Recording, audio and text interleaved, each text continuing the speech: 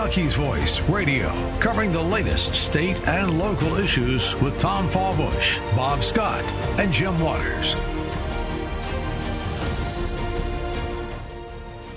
And welcome, everybody, to Kentucky's Voice. That's right. If you recognize the voice, that means it is the day you get Andrew Cooperrider, your favorite host. And I'm not just saying that because I am me, but I'm saying that for you. So if you could do me a favor and just, I don't know, write letters to the station, just telling them how much you love me, that would be fantastic. It would help my fragile ego. But today on Kentucky's Voice, we'll be digging into a few different topics. Beshear has weighed in on the driver's licensing issue. And surprise, surprise, he wants the power. Give me more power. I want the power. That's what Beshear has said. He is fighting the legislators on returning it to the counties. We'll be discussing that. Also, the Minnesota school shooter, transgender shooter, has a tie here to Louisville. Something I explored on my own show that you can check out right here on 970 Sundays at 6 p.m. That is the Andrew Cooperrider Show, Sundays at 6 p.m. If you tuned into that, you heard me already mention it, but I got some pushback on that. I got some people saying, look, you don't know what's going on, Andrew, but oh boy, do I. And I'm bringing the receipts. But before I dig into those fantastic shows that you definitely want fantastic story. Sorry, you definitely want to stick around for. Well, you should go ahead and reach out to the station as you hear me talk today. You can shoot us a text at 502-571-0970. Once again, that's 502-571-0970. 571-0970. If you want to text the show, if you want to join into the conversation, because this first story, I'm not starting off with those two. Instead, we're going to start off with the idea that there's no such thing as a free lunch. In fact, when government gets involved, there's no such thing as a cheap lunch either. It can't be cheap, can't be free. It's not their money. They're going to find the most expensive way they can to feed people lunch. And I bring to you this, okay? So just this past month, the legislature approved a contract for the Kentucky's Attorney General's office. So this is all Republicans I'm talking about here. You know, in this show, at least when I'm hosting, and I know several of the other hosts here on Kentucky's Voice, we calls them as we sees them. And when the Republicans mess up, we're going to call that out, just like we'll call it out when the Democrats mess up. And in this case, the Kentucky's Attorney General's office, for their symposium they're having here in Louisville regarding opioids. They're having an opioid symposium. This is their second year doing it, where they sit and they talk about opioids. And a lot of this has to do with and is tied to this settlement we got. We've gotten several settlements of hundreds of millions of dollars from these drug companies in order to pay for the damages they have caused with the opioid epidemic here in Kentucky. And Kentucky's been heavily affected by this, and the money is supposed to go towards preventing these kinds of things. And a part of that, and using that money and using it in a way to really kind of fight the drug epidemic, this opioid symposium put on by the Kentucky Attorney General's office, it was started up in order to help connect the community and come up with great ideas in order to deal with this drug epidemic. And I have no issue with that concept as a whole. I have no issue with the idea of gathering people together to deal with a problem that truly is the scourge of our time. How many people's potentials and opportunities have been stolen by opioids? How much has our own communities, you know, you walk around downtown, you don't feel safe, people laying on the streets. Well, they're taking some steps on that, but you see it all the time, these encampments and homeless encampments and people digging through trashes and all these other things, people staying on the side of the road, holding a sign, asking you for money. That gets annoying. I get it. It's almost as bad as the baristas that just poured you a cup of black coffee and then flip around and say, hey, just a few questions, and then it's a tip, and they want 20% for literally putting a black coffee into a cup. It's almost as annoying as that. These guys standing around with signs wanting money for just standing out in the sun, I guess. And so we should take steps to fight that. I have no issue with that. I have no issue with the symposium as a whole. What I have an issue with is the catering contract for the symposium that starts in the morning. So to be clear, the people coming to this should have already gotten breakfast, could have already gotten breakfast. Then it ends at like 6 o'clock. So easily time for them to get dinner on their own. And it's not like the symposium's super expensive either. It takes place over 2 days, and the participants are paying $50, so $25 a day to take part in it, to register for it. So it's not like it's like a giant expense to them either. It's very reasonable that you'd have to provide your own breakfast and your own dinner in that kind of circumstance. It also provides some continuing education credits to people involved. But despite this, and literally based upon the schedule, it looks like they should only be providing lunch.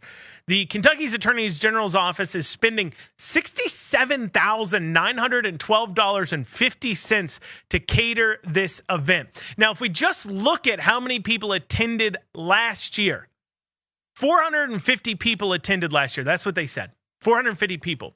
That works out to $75 a person a day for lunch. $75 a person for lunch per day. That's $150 over the course of the entire symposium they're spending to feed them 2 meals. Now, I understand we need to be fighting opioids, and I understand the need to communicate and network and come up with great ideas and coordinate actions and work together across the state to defeat this scourge. What I don't understand is why we need to be eating steak and lobster for lunch while we're doing it. Now, I looked at the contract. I don't know if they're providing steak and lobster. I don't know if they're serving them Goldschlager with real flakes of edible gold in it. I don't know if that's what's going on.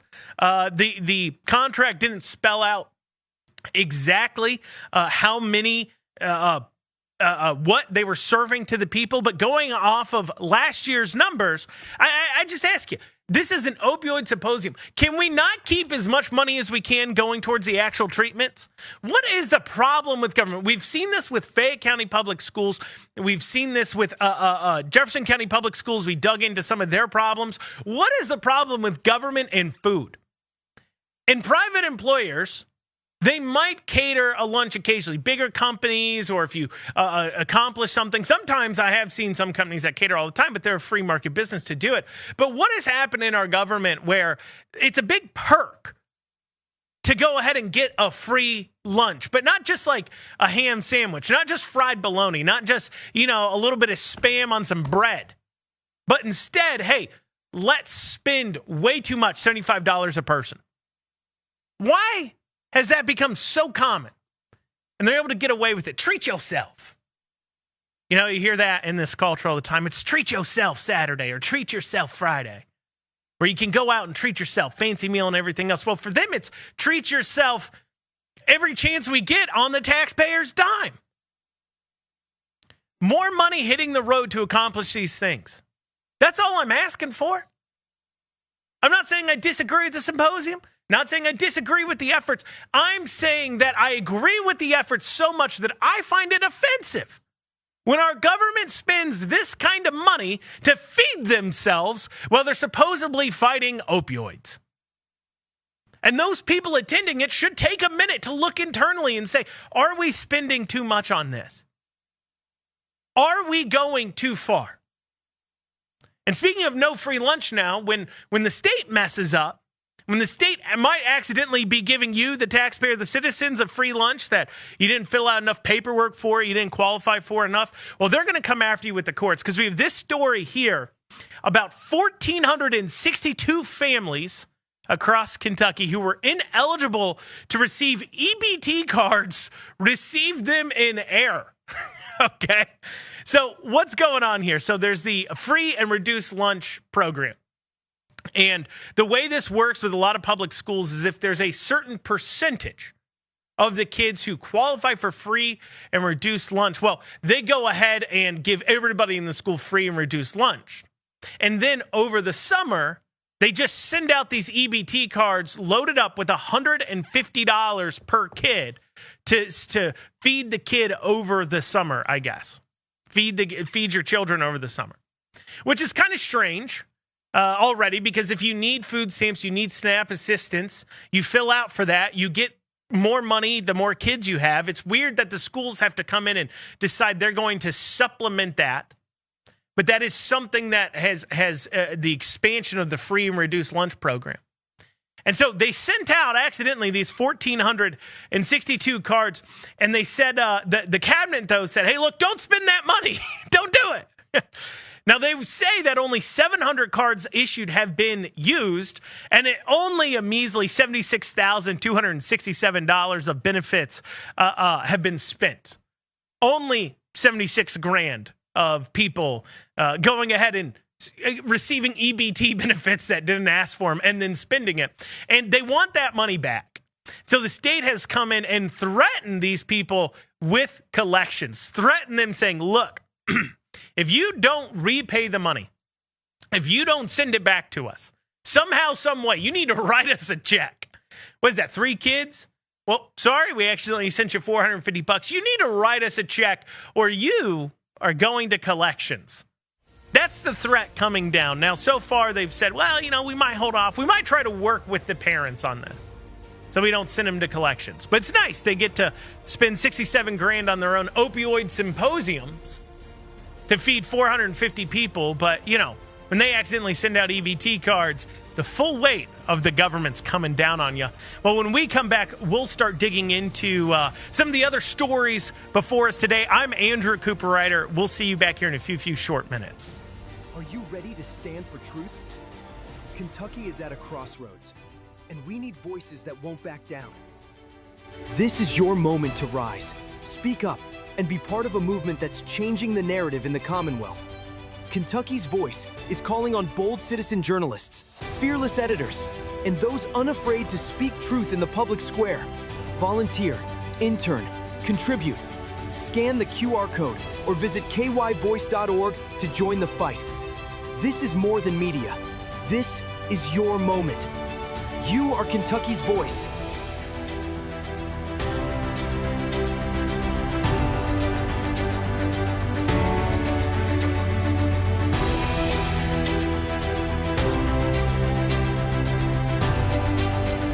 Kentucky's Voice Radio, online at kyvoice.org. And you're back here on Kentucky's Voice. I'm your host for the day, Andrew Cooper-Ryder, the amazing and wonderful Andrew Cooper-Ryder. At least that's what my wife says, so it must be true. She hasn't lied to me yet that I know of. If you want to join into the show's conversation, feel free to go ahead and text us 502-571-0970. Once again, that's 502-571-0970. I'll potentially read your texts out on air and weigh in on, give you my emotions on what you've sent over.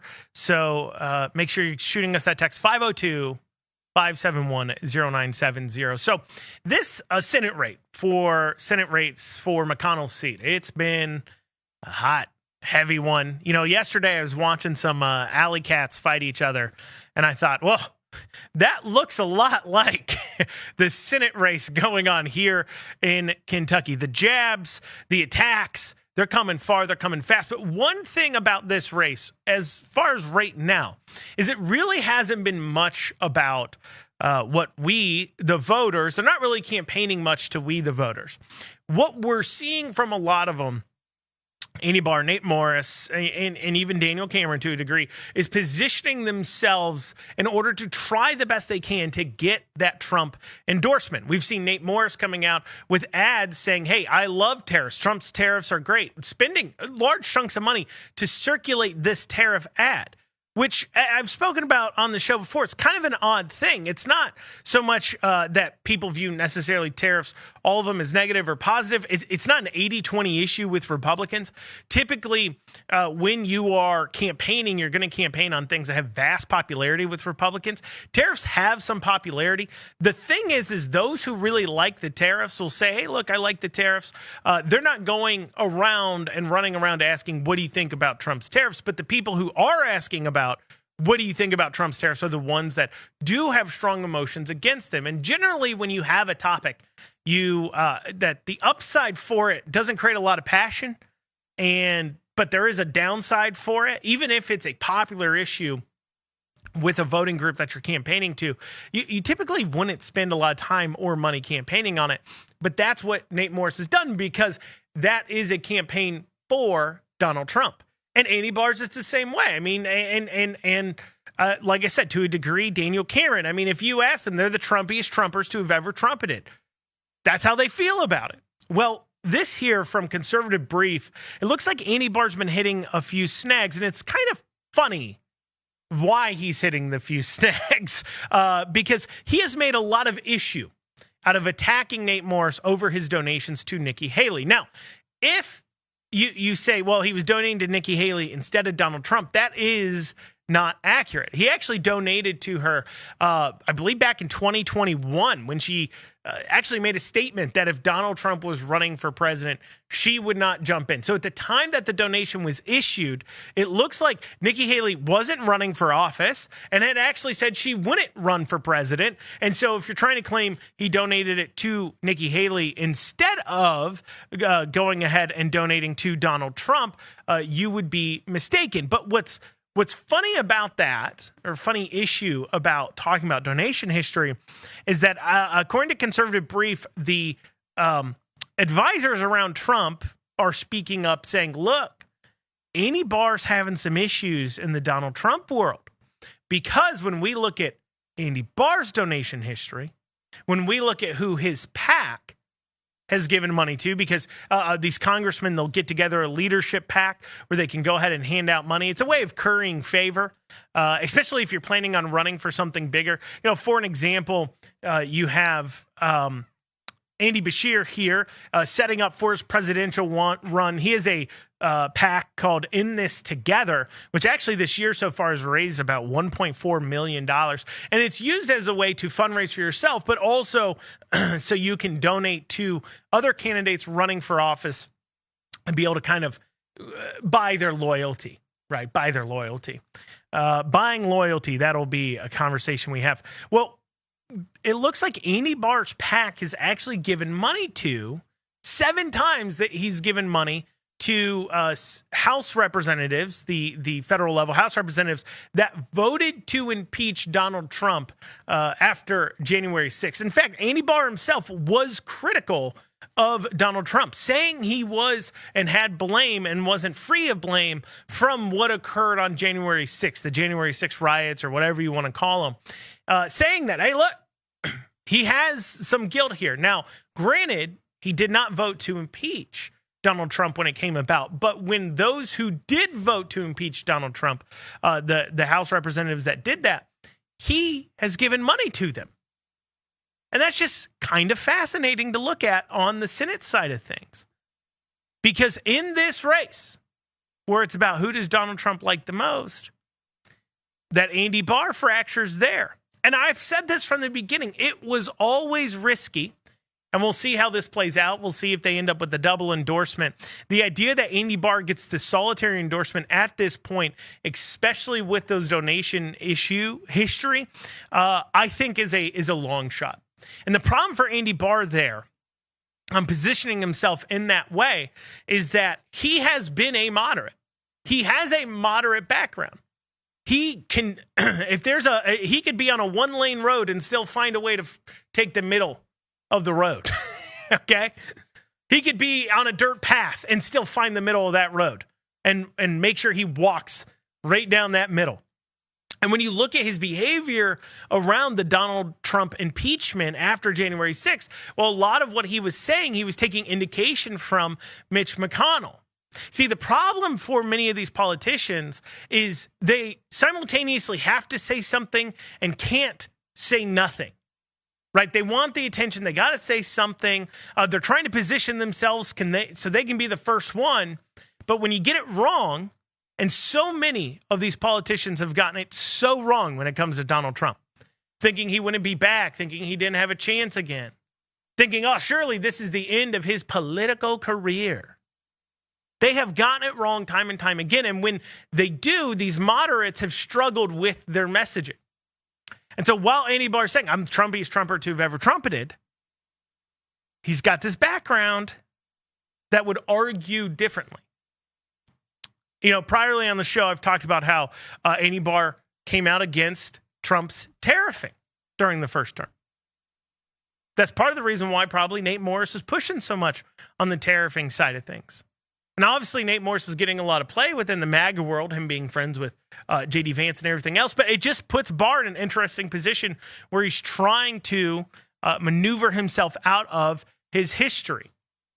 Speaking of PACs, though, and I mentioned the Andy Beshear PAC, where the In This Together, which is reported raising $824,000 just over the past few months there. So far in 2025, he's at $1.4 million. This is actually right in line with some of the other people trying to position themselves to run for that presidential spot. Obviously, Gavin Newsom is positioning himself well as well. He's capturing a lot of the national headlines. Beshear's trying to position himself as the guy who can bring over that conservative vote. I mean, he's a Democrat governor who wins in a state that goes massively for Donald Trump. I can bring them back in. That's what he has to say. Well, one of his largest donors, funny enough, is an Andrew Schwartzberg, who has dumped in so far just south of $500,000 into this In This Together PAC. $500,000. And he apparently is a real estate developer that focuses on affordable housing. Yeah, I mean, it's always good to know that the guy who is building affordable housing has $500,000 to dump into some essentially nationally no-name guy who doesn't have a chance at winning president, nationally speaking. I don't think he's ready for it. I know a lot of people say, watch out for him, watch out. I don't think he has it. I don't think he can position himself and message himself properly enough in order to go ahead and win over the National Democrat vote. I mean, he just has too many, I think, background issues. He's kind of like, by positioning yourself as a moderate, the Democrats are so far left that you can't really, push yourself out there in that way. Well, coming back, we'll talk about Beshear's driver's licensing. He thinks he can handle it despite all the issues. We'll be back in a few short minutes. Voice Radio online at kyvoice.org. And you're back here on Kentucky's Voice. Host for the day, Andrew Cooper-Ryder. If you want to reach out, you want to say, hey, Andrew, I have opinions that I want to share with you. There's actually a way you can do that. You can text 502-571-0970. Once again, that's 502-571-0970. Because I know some of you are going to have opinions on this. Driver's licensing. We've talked a lot about this on the show. A lot of issues, a lot of problems. We've had a lot of problems over the last several years. Those out in the sticks have had way more problems than those necessarily in the cities, but those in the cities at the same time having problems getting appointments for a while up until recently where it's busy all over. Driver's licensing was a problem out in the sticks because they had to drive like an hour or 2 hours sometimes to get to their closest regional driver's licensing office, and that's taking a whole day off. For those in the cities, it was hard getting an appointment.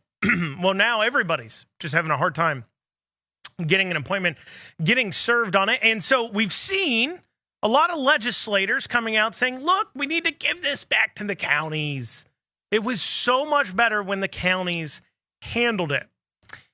Well, there's one man in this state who decided to take the hard road here and fighting taking it back to the counties.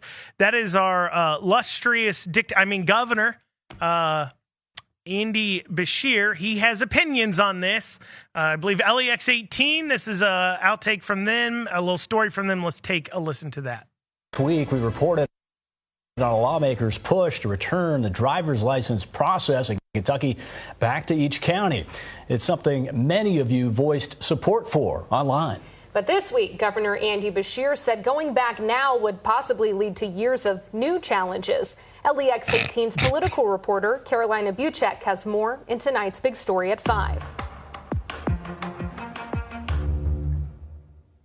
We need to go back to issuing those driver's licenses in each 120 county. State Representative Savannah Maddox made her point clear last week. She wants Kentucky to get rid of its regional driver's licensing centers and return the process back to the circuit clerks in each 120 counties. But Governor Andy Beshear says the reason that the regional centers were created in the first place is because the circuit clerks didn't want to deal with real IDs. And the real ID is so expensive to institute that you can't do it without having driver's licensing. So the governor says the state built out this whole new program of regional centers, and he admits that he is not happy with the way things are going, but he prefers to improve things rather than go back and have to rebuild a whole other system. I am not satisfied with the operations of our centers. My commitment is to make it work. I mean, if we sent it back to the clerks now, you'd have to rebuild from scratch there. And it might be another 5 years of challenges. The governor says these regional centers are also dealing with a lot of additional factors that are contributing to these long lines. First off, we have real IDs. People want them to be able to get on planes.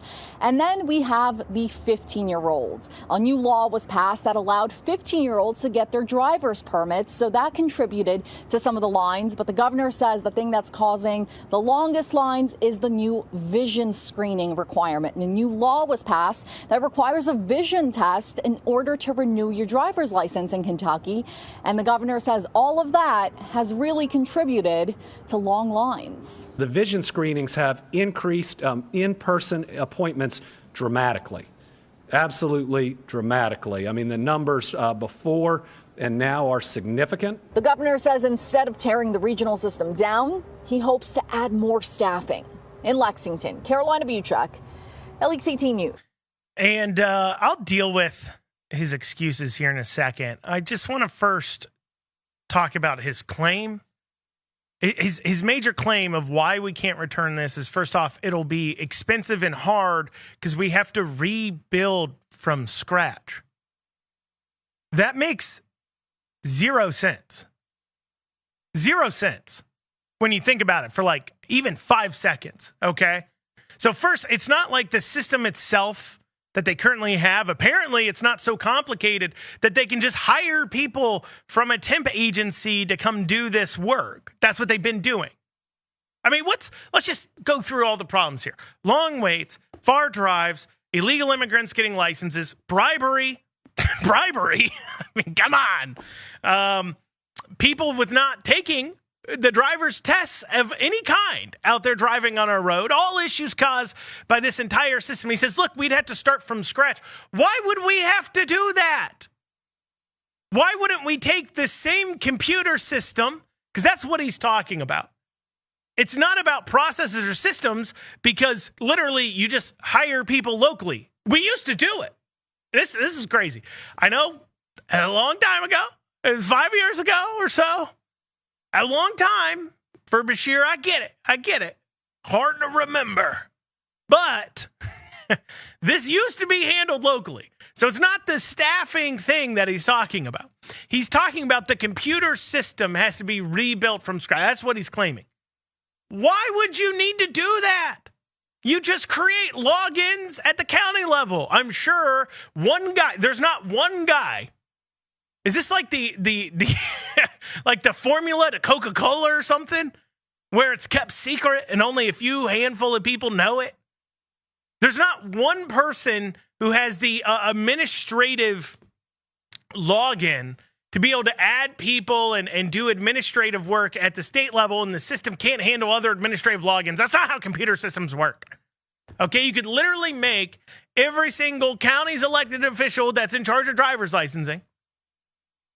Was it a county circuit clerk or whatever, whoever was in charge of it before?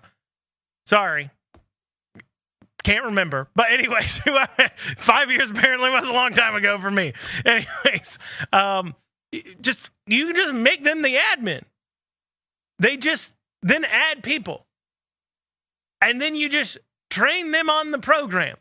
The same way you train the people coming in and out of the place now. You're literally hiring by definition from a temp agency, which means you have a lot of turnover. If you weren't having a lot of turnover, then you wouldn't need a temporary staffing agency.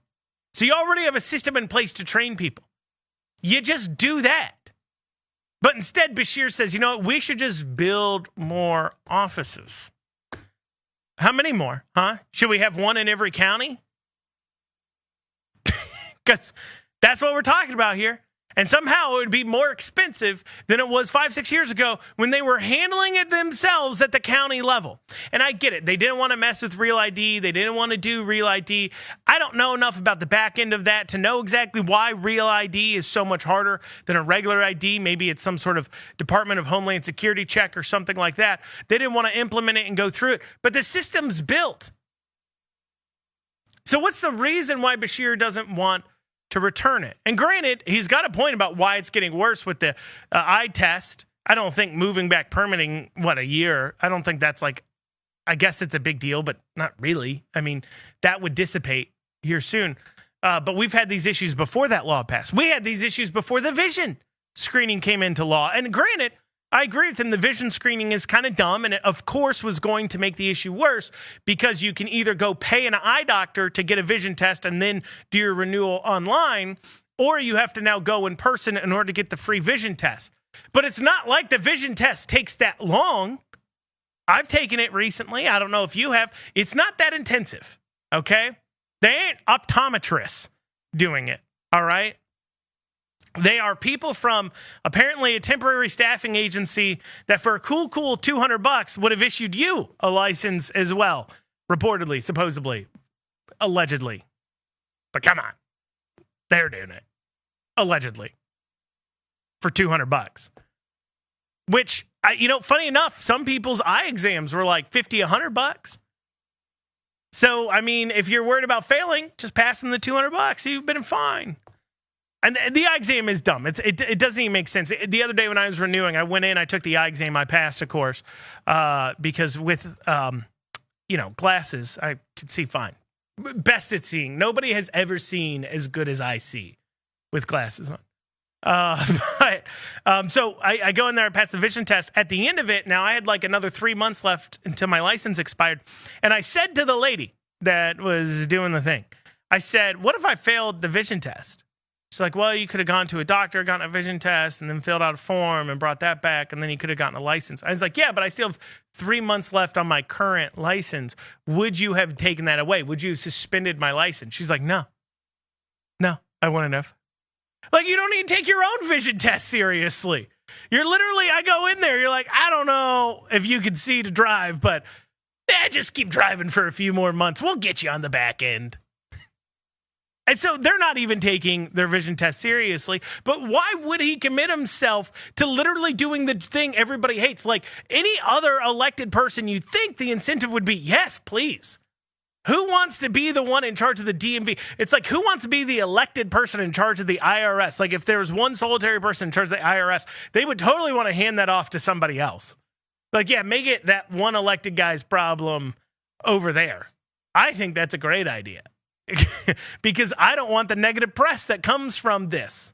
So why would he continue to want to do it? And this is what's so warped about some of these psychopathic politicians' minds. And yes, many of them are psychopaths by definition. They have to be. To pretend to do what they do, they got to be psychopaths. I'm telling you right now. The desire for power. You see, because if he hands off driver's licensing, that's less money. That's less staff.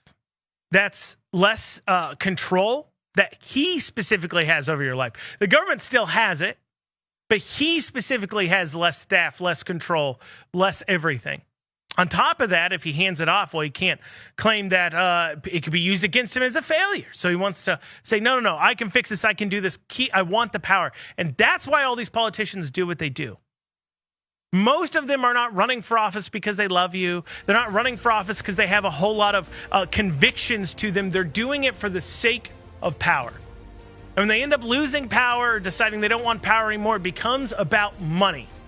And after this, we'll be talking about how one politician has apparently sold his soul.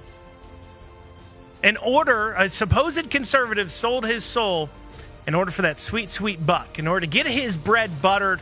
We'll have that after this short break. You're listening to Andrew Cooper-Ryder. Kentucky's Voice is your home for real news, real people, and real answers. but we can't do it without you. Your financial support helps us bring truth to the forefront, hold leaders accountable, and give a voice to the people of the Commonwealth. Join the fight today. Give online at kyvoice.org or text KYVoice to 53555. Every gift makes a difference. Stand with us. Speak up. Stay strong. You are Kentucky's voice.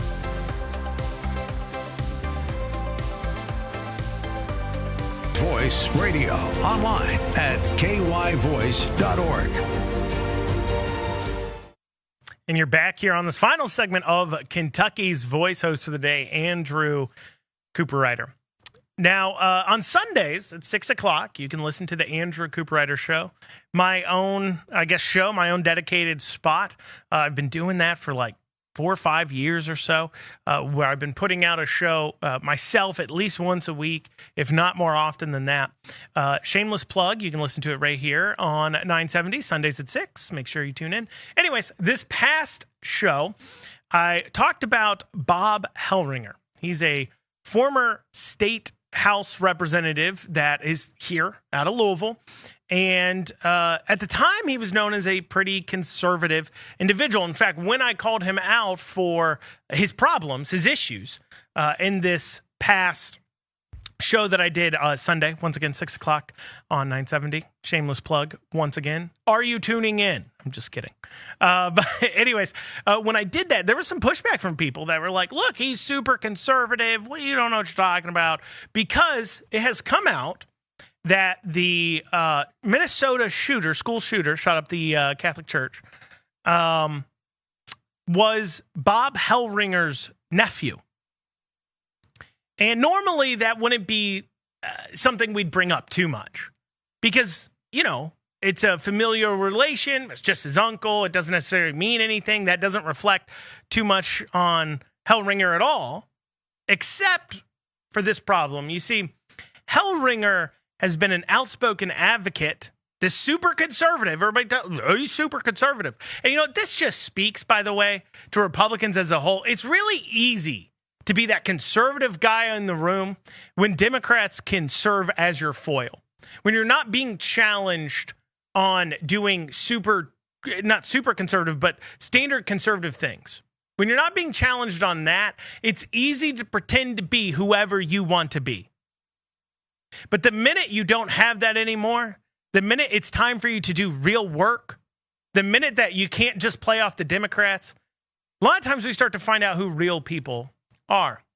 Because you see, over the past few years, Bob has once again become an outspoken advocate for transing the kids. In fact, this is from a hearing just 2 years ago in the Kentucky legislature where Bob was testifying against a bill to stop the gender transitioning of children.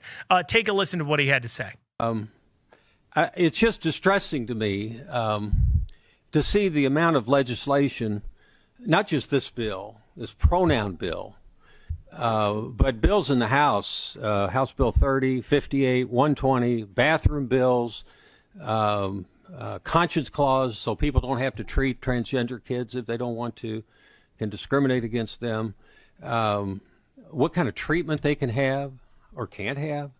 Why are we singling these people out? How many people are we talking about? How many transgender kids are there in the state that is so deserving of this kind of attention?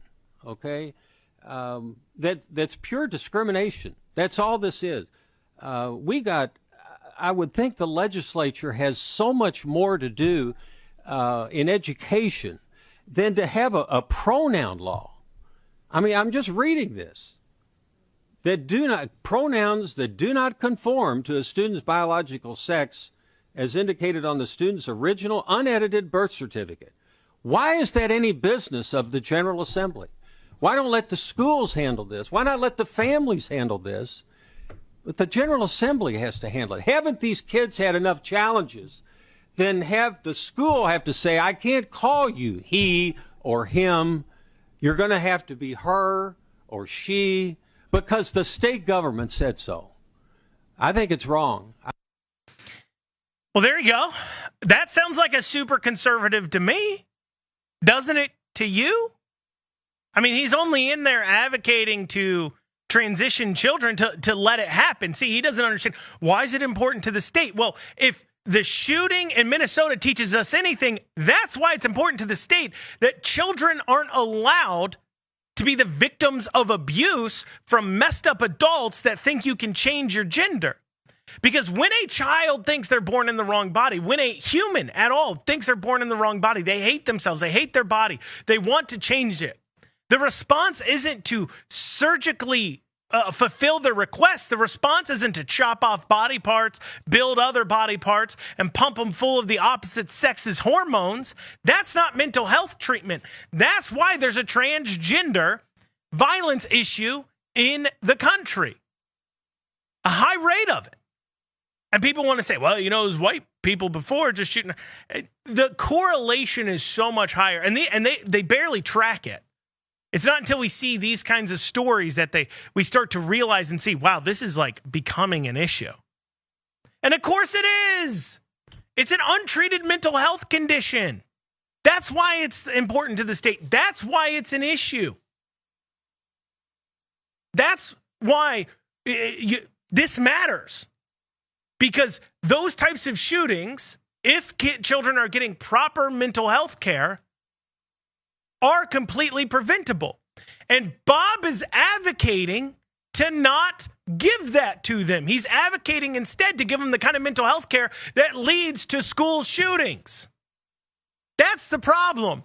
That's why this is important. That's why the fact that his nephew, who identified as a girl, changed his name to Robin, shooting up a Catholic school matters to Bob's position. And you may wonder, well, you know, if Bob was so conservative, how did he end up in this position? How did he end up lost off the path so much? And it goes back to what I was saying. Most of these politicians are psychopaths. They can be paid to feel a certain way as well.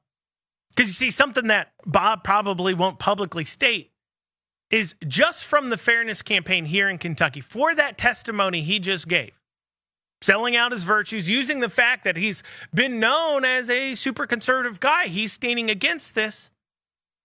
You know, you'd think if you look around and see that everyone who hated you before is now your friend, and everybody who was your friend before is now your enemy, you might realize you've changed fundamentally. You're doing something different. And what Bob won't say publicly, he won't announce this, is that the Fairness Campaign, for that testimony, he's also, let alone what they paid him to be in ads and everything else, because he's also in ads, in order to fight against these bills, to save children. I don't know what he's paid to be in, but he was in those ads. But we do know what he was paid to give testimony like that by the Fairness Campaign. And over the past few years, they've paid him $50,000. $50,000. Yeah, boys getting paid. Paid to allow children to be abused. Hey, look, if you're going to sell your soul, don't sell it cheap. $50,000's a pretty penny. You know, especially if you don't feel too strongly about it. I mean, take, for example, yourself, right? There might be an issue you don't feel too strongly about. I think a good example might be seatbelt laws. Let's go with. Personally, I don't quite understand how seatbelt laws are necessarily, I understand they prevent injury and accidents and everything else, but or injury to a person. But at the same time, the injury seems very specified on that one person who decided not to wear the seatbelt. So I could see some issue there, but I don't feel strongly either way. It's not like I have some principle on seatbelts. You probably don't either. Now, let me ask you, if somebody comes to you and says, look, for $50,000, hey, come out against seatbelts or come out for seatbelts. There's some laws coming down on it that we want to go ahead and advocate on. Would you do that for us for $50,000? You too might be like, well, you know, I don't feel that strongly currently, but for $50,000, I maybe could feel strongly about it for you. Boys got to get paid. got to get his bread buttered. He's got bills. But this isn't the kind, that's not a seatbelt law. We're talking about the children here. And it's funny because Bob is so well known as such a pro-life guy. But going back to what I said earlier, okay, so you're this pro-life guy, known as Mr. Pro-Life within the legislature, super conservative, supposedly. Yet all the people who wanted to murder babies and still want to murder babies are the ones paying you to talk about what's good or bad for children. And all the people who were right beside you trying to stop children from being murdered in the womb are there standing against what you had to say, what you're saying. They're on the other side of this issue. And you don't see anything wrong with this? Perhaps the people who literally were willing to murder kids in the womb don't have the best intentions in mind for the children. I know that may sound like a large leap for some of you, but perhaps